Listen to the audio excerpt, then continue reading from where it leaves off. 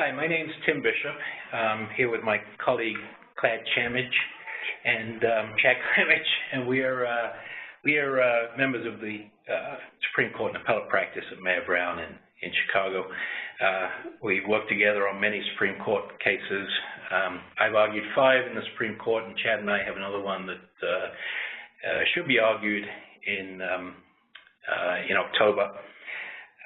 So we're going to talk today about Justice Gorsuch's first oral arguments, but to begin with, just a few housekeeping announcements.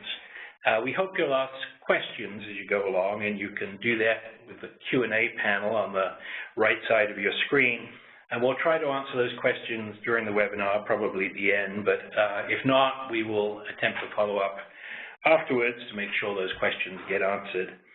And second, we're going to record this webinar, and in a day or two we will send you a link, and you can use that to share the webinar with your colleagues if you think they'll be interested. So we do not have a whole lot to go on with Justice Gorsuch, to go on with. His hearings weren't all that revelatory. He was, as most recent justices, of being quite careful about what he says.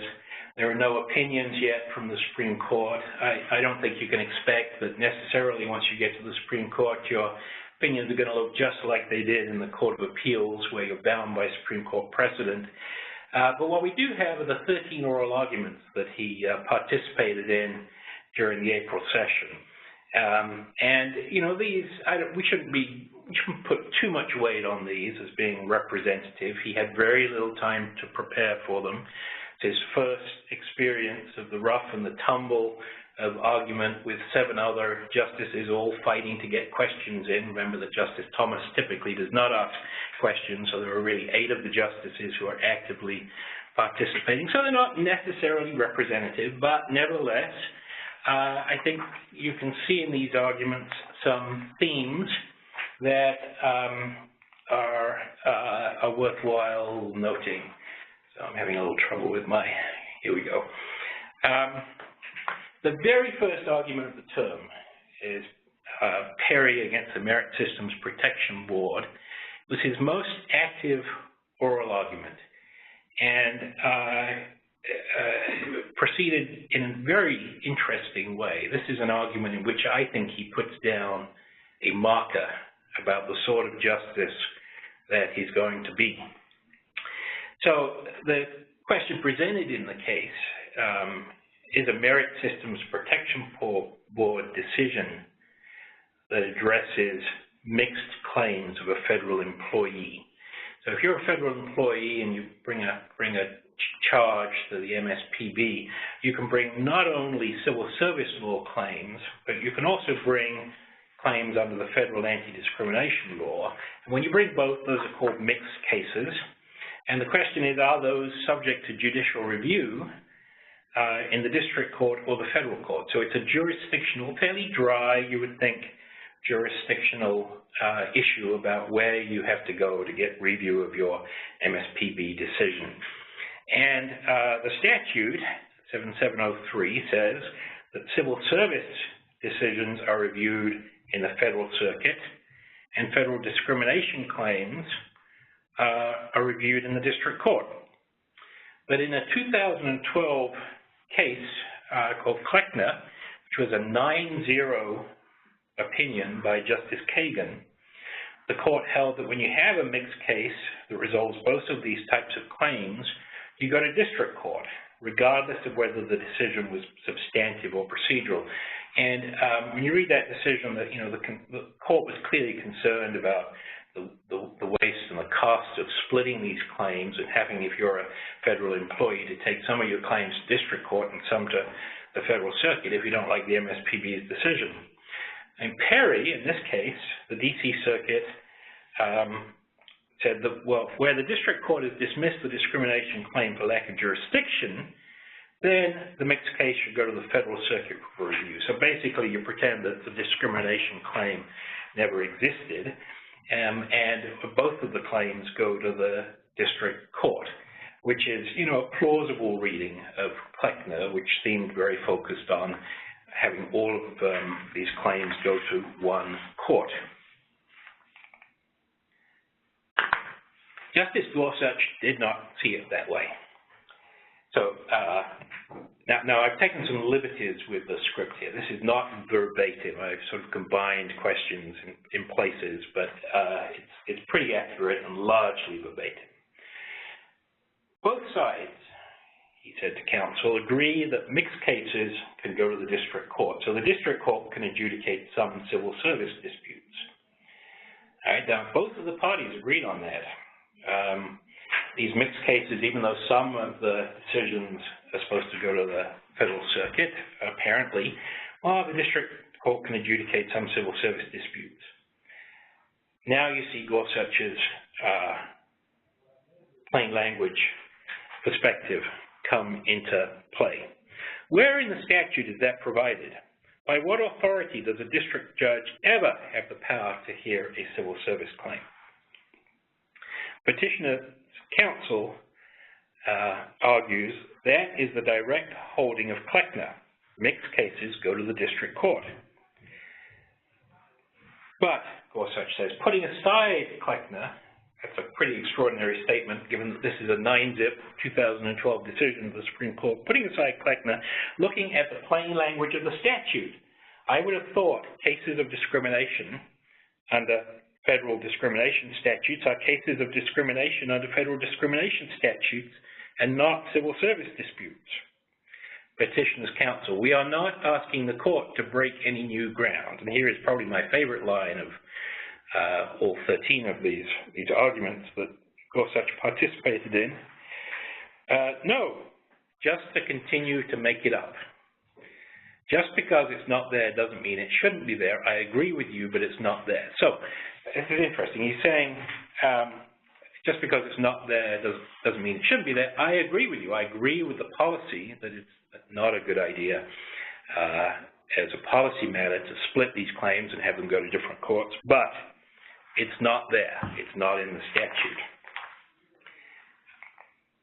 And he continues in this vein. The statute talks about cases of discrimination go to district court, everything else goes to the federal circuit.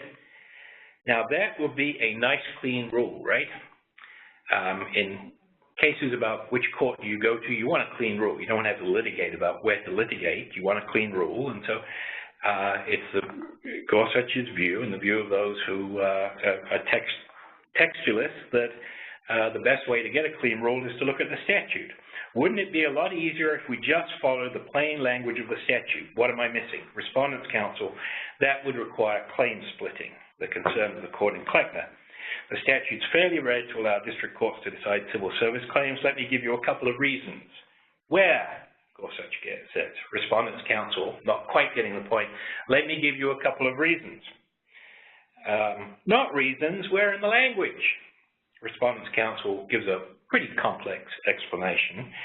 Gorsuch responds, do you have any authority? Respondent's counsel, Kleckner. Every court since has followed it. And at this point, Justice Kagan has had enough. The author of Kleckner and jumps in. Right! This would be a kind of a revolution. I mean, to the extent you can have a revolution in this kind of dry jurisdictional case. So this must have been a very interesting post-argument conference where they vote on this, because Gorsuch has laid down his marker in this very first case. A, I'm going to read the statutory language. B, I really don't care if the statutory language is inconsistent with a recent 9-0 decision of this court. The statutory language is what controls. Now, he won't necessarily vote that way, but it is interesting, I think, that he was willing to take on Justice Kagan's opinion and to pursue this plain language reasoning. We move on to Town of Chester. This is an important case whether interveners as of right under Federal Rule of Civil Procedure 24A have Article 3 standing. Do they have to establish their own standing, or is it enough that the plaintiff has standing or the defendant has standing, depending on which side they're intervening in.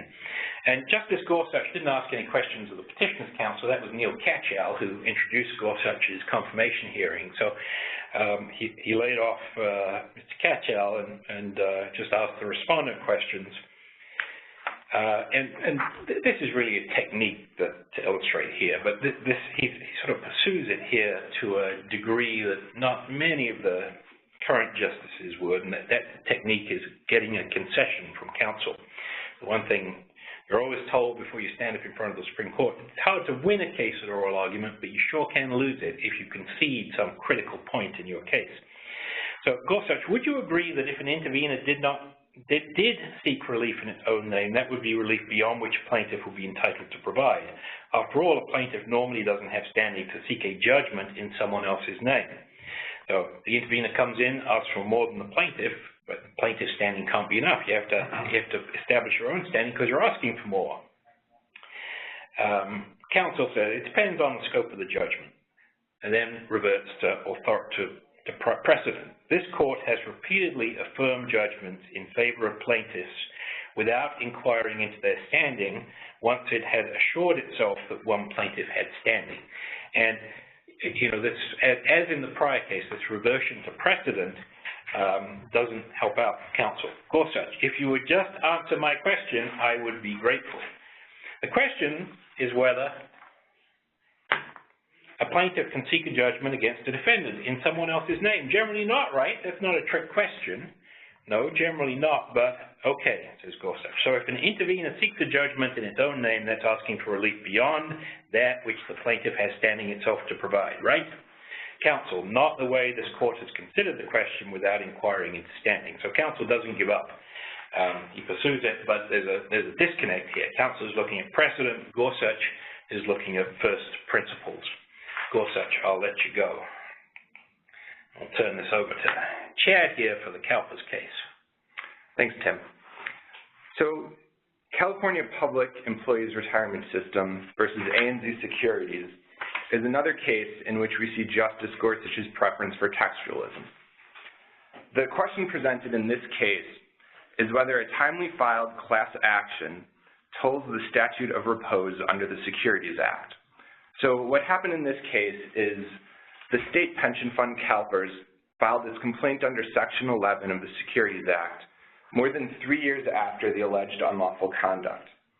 The defendants argued that CalPERS' suit was time-barred under the Securities Act's 3-year statute of repose. And CalPERS argued that a previously filed class action, filed by a different named plaintiff, had asserted the same claims against the defendants, and CalPERS reasoned that the filing of that previous class action had tolled the statute of repose, and therefore its claim was timely.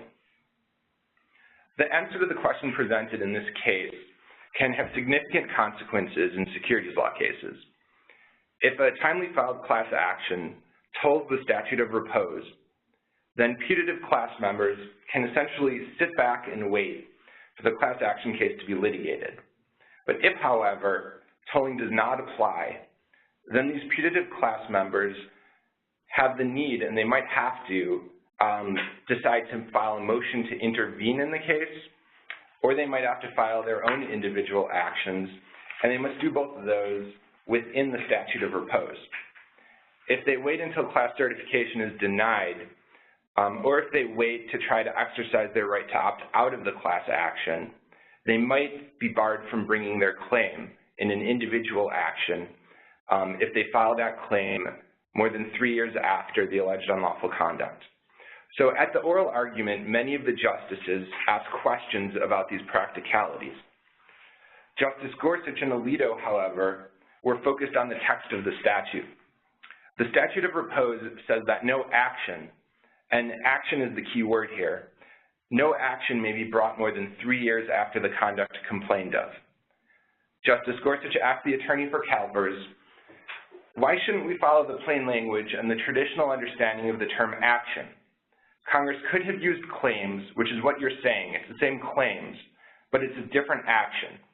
I mean, I don't like the policy consequences, but as a matter of plain language, why wouldn't we say it's a new action? So again, this is Justice Gorsuch as advertised. His focus is on the plain language of the statute. It's not on the policy consequences of that language.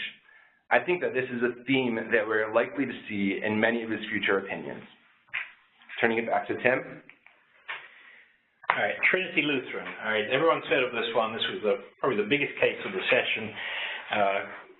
Missouri has a scheme whereby folks can apply for a grant to build a soft playground surface. Any entity can apply for that for selection, except churches and other religious entities.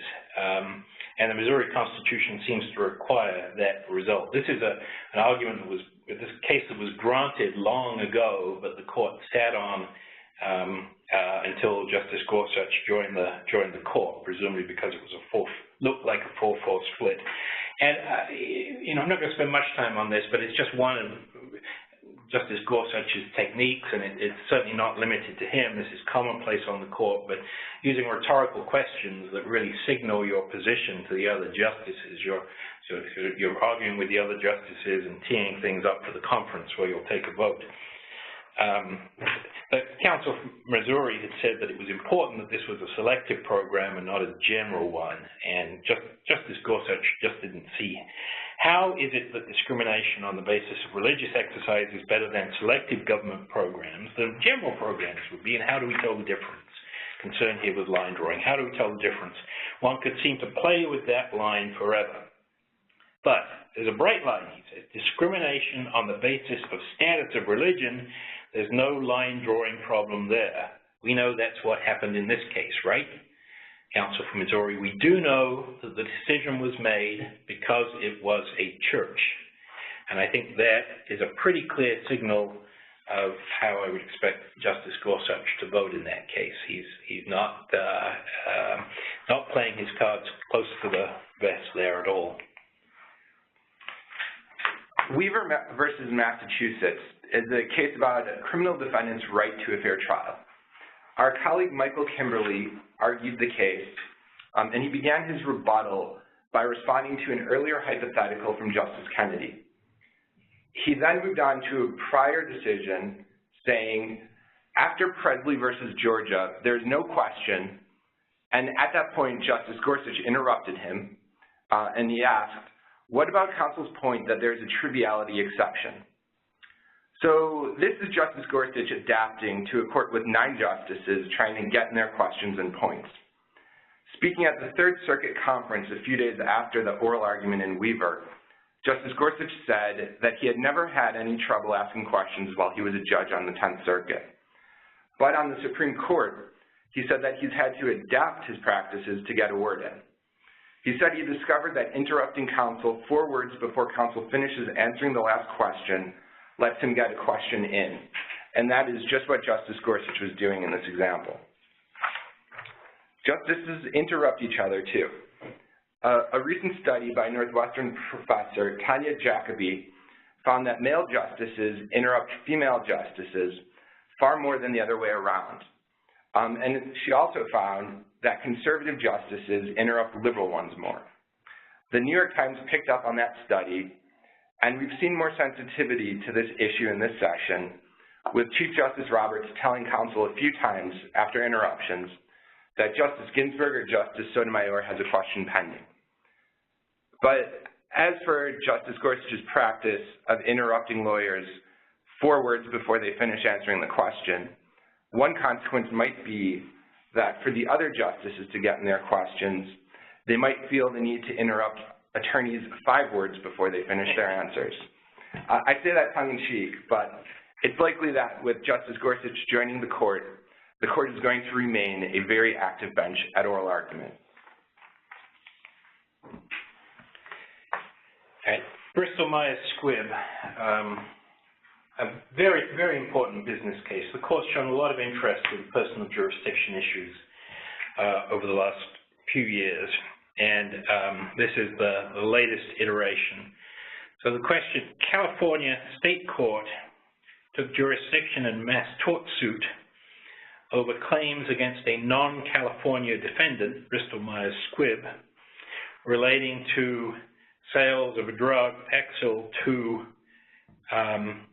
plaintiffs who were not located in California. So sales outside California to non-California buyers from a non-California company, and yet in a mass tort suit which has a number of California plaintiffs, the California state court takes jurisdiction over everyone.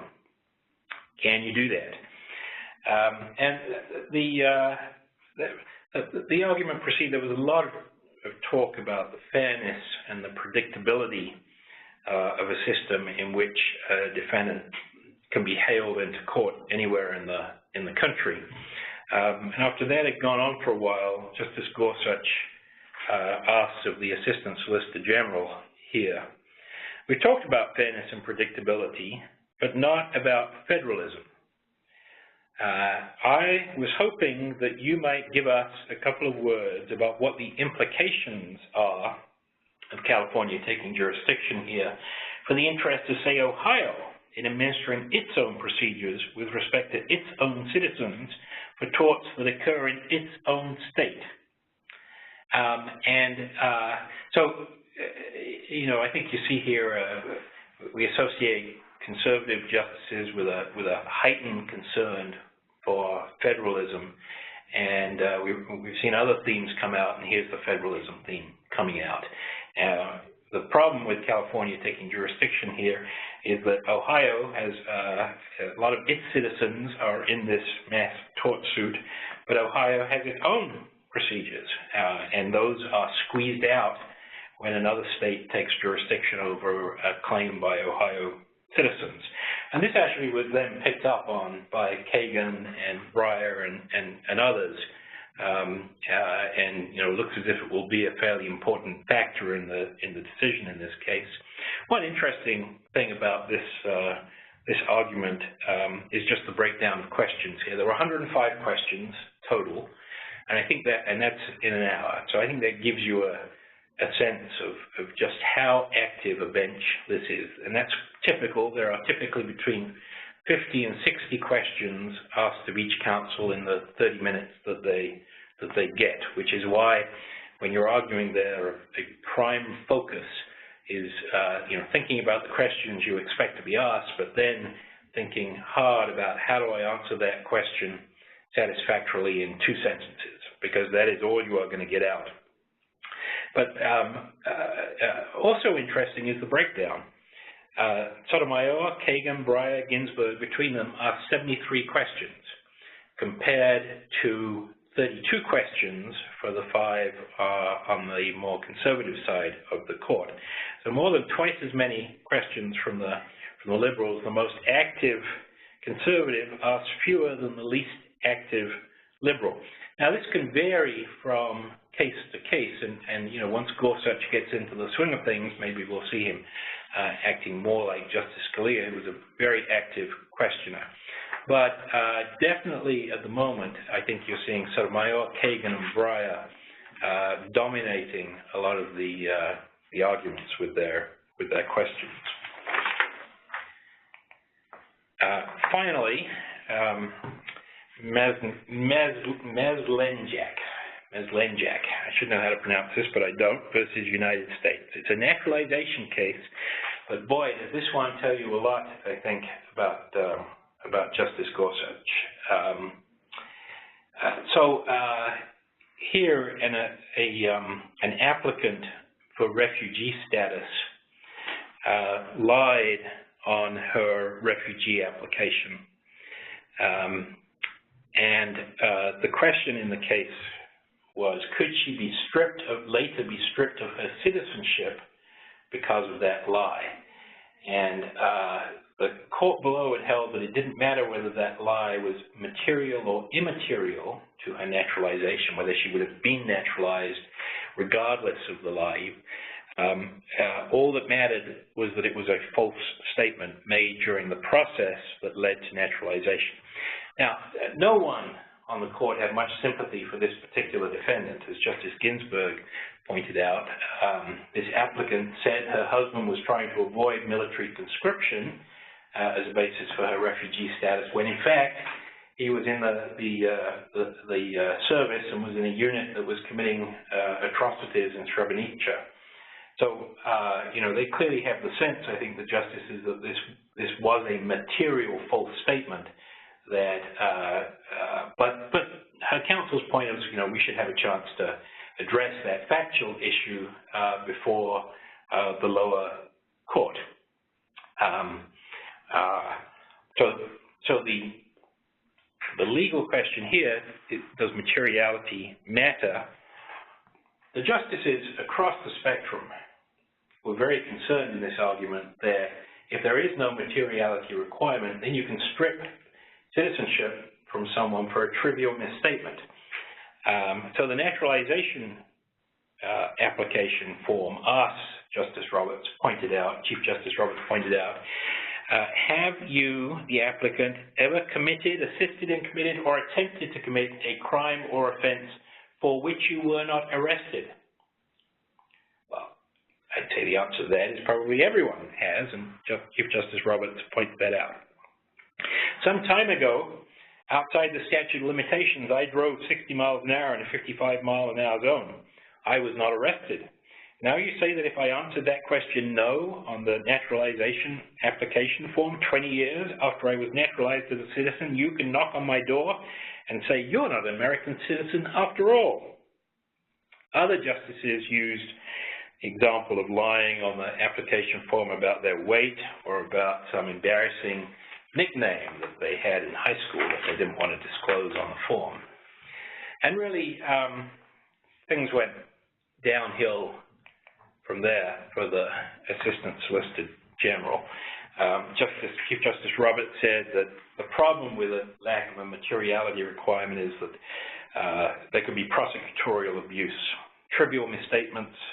If those are enough, the government will have the opportunity to denaturalize anyone they want to. The government can pick and choose who to denaturalize. That's extraordinary, unlimited power. Justice Kennedy was really upset. Your argument is demeaning to the priceless value of citizenship. You are arguing for the government of the United States. Gorsuch has a completely different approach. He's focused on the statutory language. The statutory provision has two subs.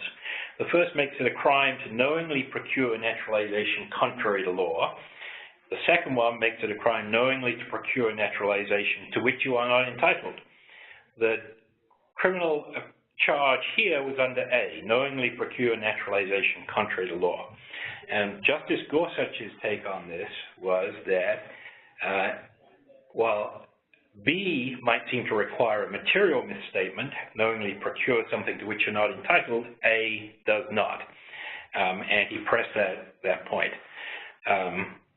Gorsuch, well, you know, how do we distinguish between A and B? It seems to me that B does the work you're describing.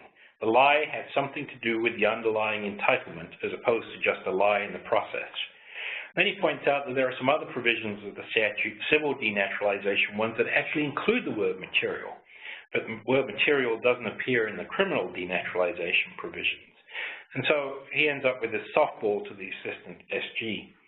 So B would be if you're not entitled to begin with, and A, which you charged under here, is you may have been entitled, but you lied in the process. In other words, there's no materiality requirement there. So, so you see in a number of these cases a real reliance on statutory language without looking beyond that at the policy considerations that some of the other justices, including some of the other conservative justices, particularly in this case, the naturalization case, are very concerned with.